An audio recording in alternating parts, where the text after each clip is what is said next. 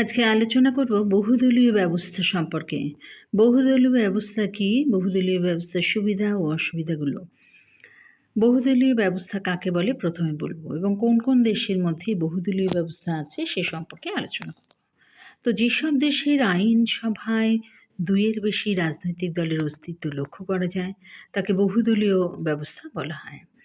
এই বহুদলীয় ব্যবস্থা যে সমস্ত দেশে রয়েছে সেই সব দেশগুলো হলো নরওয়ে, ভারত, সুইডেন প্রভৃতি দেশে। তো এই বহুদলীয় ব্যবস্থার মধ্যে বেশ কিছু সুবিধাও আছে, আবার বেশ কিছু অসুবিধাও আছে।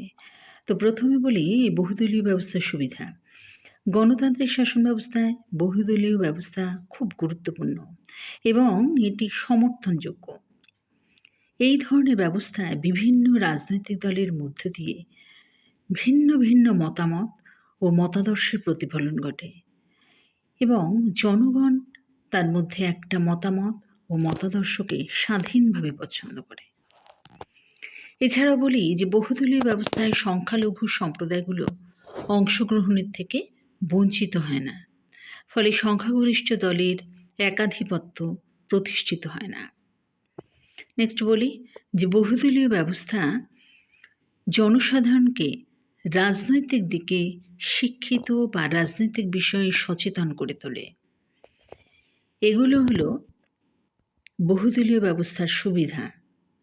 এছাড়াও আরও অনেক সুবিধা আছে, তবে এবার অসুবিধা সম্পর্কে বলি যে বহুদলীয় ব্যবস্থার যে সমস্ত অসুবিধা আছে সেই অসুবিধার মধ্যে প্রথম যেটি বলছি সেটা হলো বহুদলীয় ব্যবস্থায় কোনো দলই এককভাবে সংখ্যাগরিষ্ঠতা অর্জন করতে পারে না।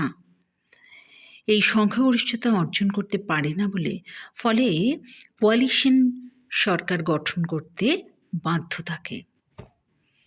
নেক্সট বলি যে বহুদলীয় ব্যবস্থায় জোট সরকার গঠনের ফলে সরকারের দলগুলোর মধ্যে স্বার্থ নিয়ে সংঘাতে জড়িয়ে পড়ে এবং সরকার থেকে সমর্থন সরিয়ে নেওয়ার প্রশ্ন ওঠে। তাই এতে সরকারের পতন ঘটে এবং রাজনৈতিক অস্থিরতা সৃষ্টি হয়।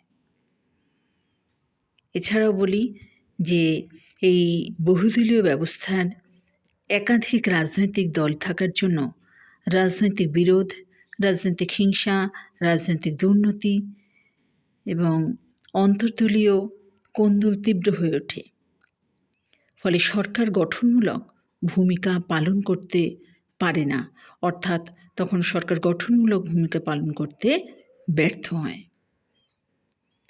তাই আজকের যে আলোচনা সেটা হলো বহুদলীয় ব্যবস্থা কাকে বলে, বহুদলীয় ব্যবস্থার সুবিধা এবং অসুবিধা এই সম্পর্কে আলোচনা করা হলো। এটা পলিটিক্যাল সায়েন্সের একটা প্রশ্ন এবং তার উত্তর।